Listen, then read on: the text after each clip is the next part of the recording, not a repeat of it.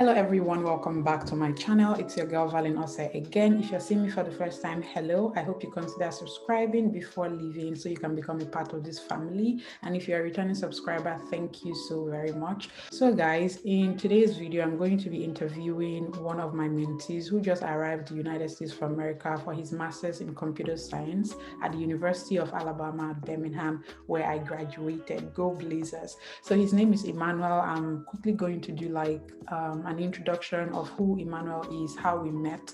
Emmanuel is someone that I met through a mutual friend. He reached out to the person on LinkedIn, and then the person reached out to me, and that's how we met. And I, continuously, was checking in on Emmanuel until he arrived in the United States of America. So we're going to be talking to Emmanuel. Let's hear everything that happened, how he got his admission, how he got his visa approved, how he started, his degree actually in Nigeria because of COVID, and how his experience was schooling online during a pandemic, and how he eventually arrived in the United States of America. So if you're excited as I am, please keep on watching, and don't forget to subscribe to my channel and turn your notifications bell on so you're the first to get notified whenever I upload my content. So on that note, let's dive right into today's video.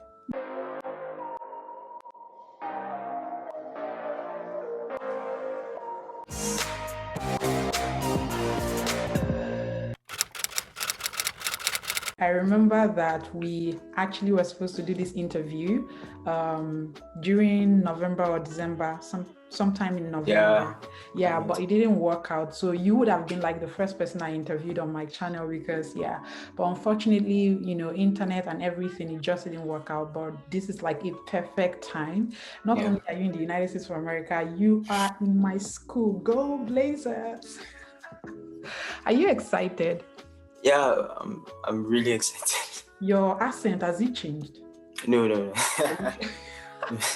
So Emmanuel, can you just, introduce yourself? Tell us who you are and how this whole journey started for you.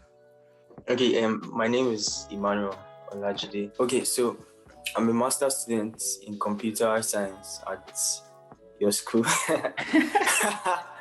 University of Alabama at Birmingham.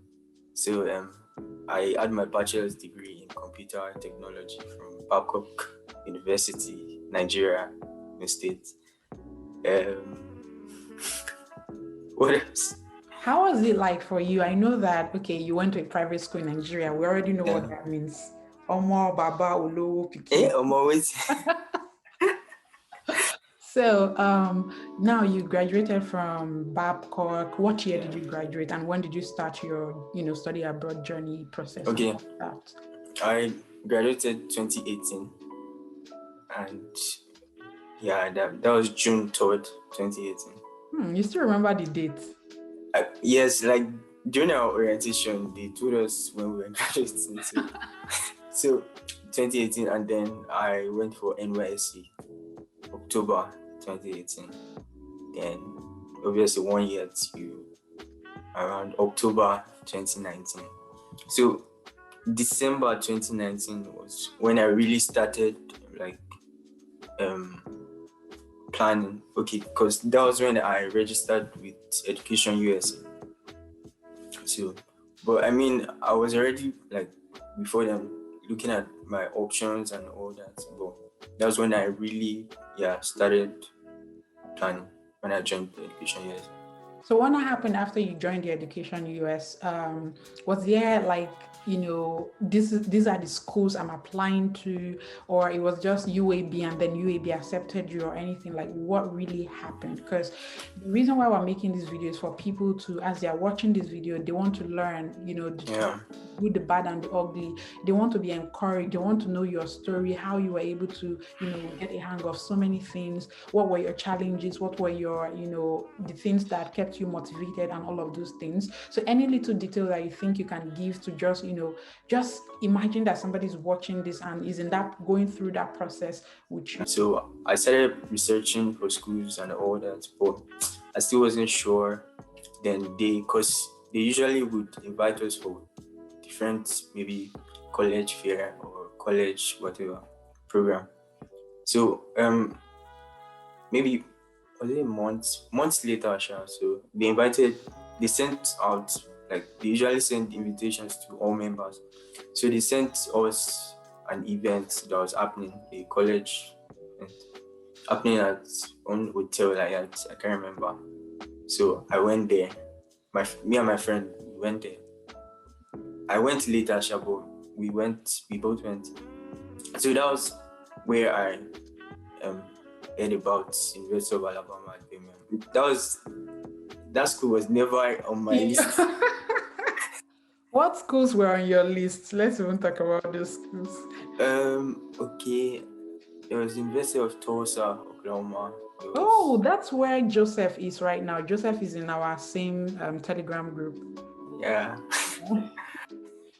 And I think, no, that's where Oluwaseun is. My bad. All right. So what? University of Tulsa, Oklahoma, California State University. So California State University. So generally, I was considering California initially because tech. It's a good place to be here for. So why did you not choose UAB? Just comparing all the factors or cost of living, school fees, and I also like California because of the weather. But comparing cost of living to Alabama, I think, that was one of the reasons. Cost of living is way expensive in California. Don't joke. That was a good deciding factor on your part. So was it like, did it take so long for you to get the admission? And after you got the admission, what next did you do? Okay, it didn't take so long. So they had representatives from here, Alabama, UAB that spoke with me, and then I told them my CGPA and all that. They asked if I had written GRE and TOEFL. As at that time, I had not written GRE and TOEFL.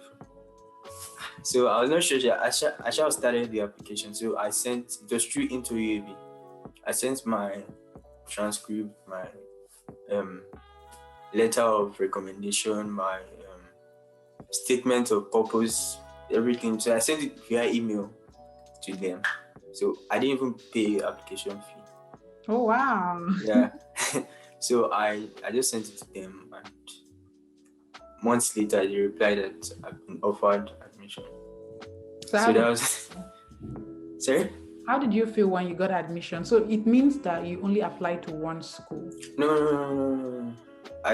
The schools I mentioned earlier, Tulsa, University. Oh, you applied to those schools? Yeah. Did they ask you? Yeah. But why did you not? Okay, after you now decided, based on this, advise yourself by yourself. Yeah. So that was it. So now you've gotten the admission. You've told us your background. You've told us, how you got the admission. You went to a career fair, at an hotel with your friends and everything. And now you finally got the admission. So now tell us, from the phase where, you've gotten the admission, what next? Especially because, 2020 was a very, challenging year for everybody. There was Corona, there was even the SARS issues going on in Nigeria and everything. What happened the moment you got your admission? What happened? Okay, so there were a lot of uncertainties, but COVID now hits, and then I wasn't really sure of what would happen. So it turned out that UAB was the only school that was very proactive.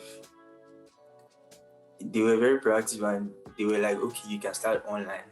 Because the other schools, I'll contact them. Maybe I won't get a reply, or I'll contact them.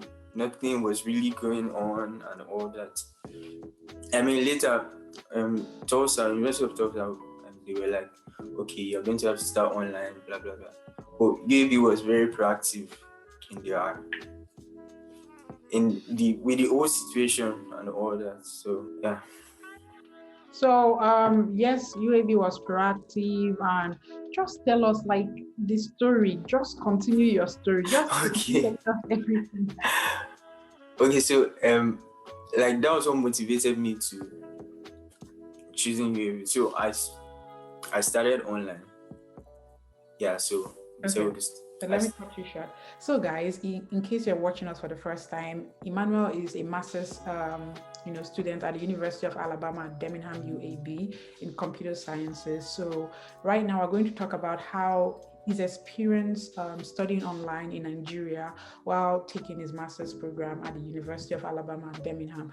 So, over to you, Emmanuel. okay, so when I had to start online because of COVID and all that, and they were like, if you start online, then the next semester you can travel here. So I said, okay, fine. So orientation, we did orientation, we did all the whole, we did everything, sha. And then classes started. Then I was told I had to take an English course because, okay, so I didn't mention that, after I left the career fair, I later went to write TOEFL. Okay, but it was already too late already. So when I started online, I had to take an English course. It was weird because, like, I had a good TOEFL score, and then I've been speaking English all my life. So I took four courses. I took one English course, one prerequisite course, and two other main courses. Yeah, and then the whole online situation wasn't really easy. Let's tell us more about that. We really want to know. Wasn't really easy because number one, you have assignments, and then the whole internet thing. I was using SpectraNet, and sometimes network would just be. But it was, and the time zone. I think one of the major issues was the time zone, because you're having a class by 5 p.m. and then normal Nigerian school system. Maybe you go to class 7 a.m., come back maybe, let's say, 5, like that. But like having your first class 5 p.m., it was weird. Ending 7 p.m. and all that. Like the things I used to do around that time was like my schedule was now changing. Everything was changing. Sometimes I have to sleep late. I slept late a lot. I sleep very late, maybe 2 a.m., 3 a.m. So it's just a weird situation with the time. Because of the 6-7 hours difference from Nigeria and the United States of America. So that was crazy. Yeah. Will it affect your regular life in Nigeria? Okay, so not really, or maybe kind of, because I'm not really the going out type. So I was mostly indoors every time, mostly indoors every time. So it didn't really affect. Yeah, no, not really. But in terms of the coursework, in terms of the professors, in terms of teaching, in terms of learning, what would you say? Were you also able to, like, when you're having, because it's more like we're talking about, the traditional means of teaching versus the online means of teaching. So when you want to compare, because if it's like the traditional means, you see people in class, you can gist and talk, you can ask questions to your professors and all of that. Yeah. Did you have the same experience, during the online class? No, it's not the same. It's not the same experience at all. The traditional classes, you're in class, everybody's seated. You can easily relate to the professor, but through Zoom, you're having to mute yourself. You're having to. It's just weird. Yeah. It was really. And office hours, and sometimes my professors, their office hours is like, I don't even know. It's the TAs I used to go to meet because the office hours, I think exactly the times into every time I'm calculating the time. You're using calculator to know. 1 plus You'll be saying if Nigeria is 1 o'clock, Yeah, 7 hours, that's okay. 8 p.m. Oh man, that's crazy. exactly. So I mean, so it's just weird. So it's just weird. But yeah. Were you able to reach out to your professors at some point that, oh, I'm a Nigerian and I'm currently in Nigeria taking my courses. Maybe you had issues or anything like that. Were you at some point trying to just, even just to reach out to your professors in any way? Yes. Okay. Because like for example, well, for one of my courses, I just like when I go to meet professors, it's just usually because of the assignments or maybe I don't understand something. But at a time, I was like during the exam time for one of my course, the exam was 2 a.m. Niger time, I swear. So I was like, I emailed the professor, okay, please. Enjoy, my beauty. Enjoy.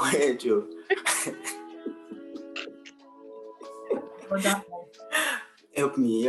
So, but she was like, no, it's the exam time has been set right from time. So, well, no, I mean, I understand, Sha, because they are very structured. Yeah. I mean, so, but that was the only issue. For my other courses, my English course was good. My computer security course was good. That was fully online. So. Yeah. And I don't know. In my mind, I feel like it made it easy. That course is really yeah. So, my other courses were good. I mean, they were fun. So how was your first semester at UAB grade wise? Did you do so well, or do you think you'd have done better if you were not doing it online, or what can you say? Yeah, it was okay, but I could have done better. Yeah. Which is understandable. Yeah, I mean, sometimes the accent. I mean, I'm not trying to insult anybody, but it's just what it is. How did you handle that, especially that accent?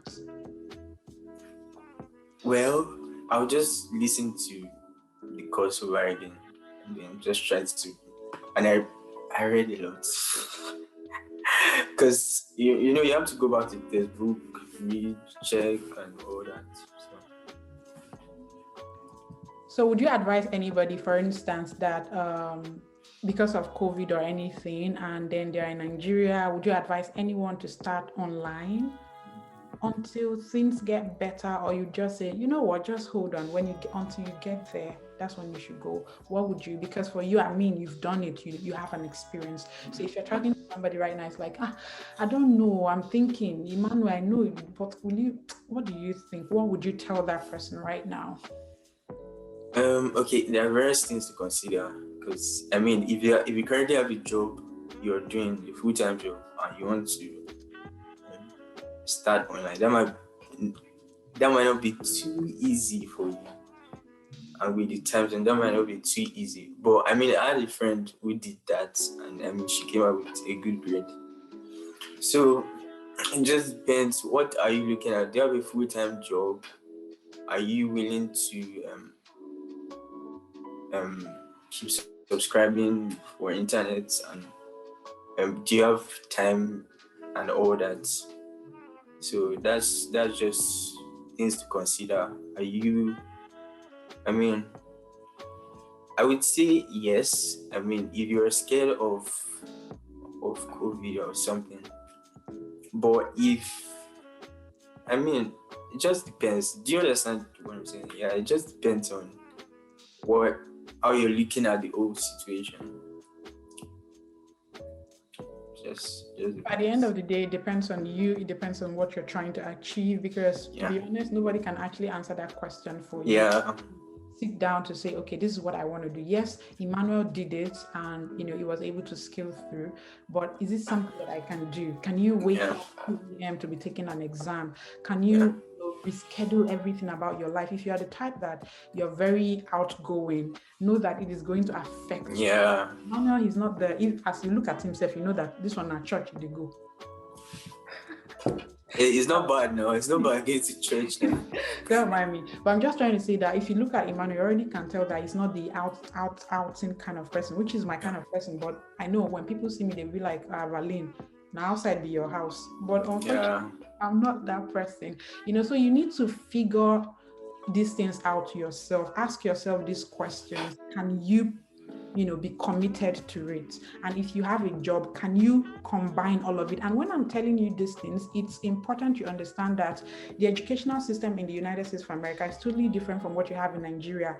You cannot say, don't worry, if I don't do the assignment, you will fail. And it's not like somebody's praying for you. It is, you can attest to it, because assignments are there, you have deadlines, and you have things you have to do, and you must study. And the way they are giving you assignment in one course, if you're taking 4 courses, they are giving you assignment in 4 courses. They're not thinking that you have another course. So you need to put all of those things into consideration before deciding to embark on an online, master's or program from your home country because of, COVID or anything like that. So thank you for sharing that experience with us.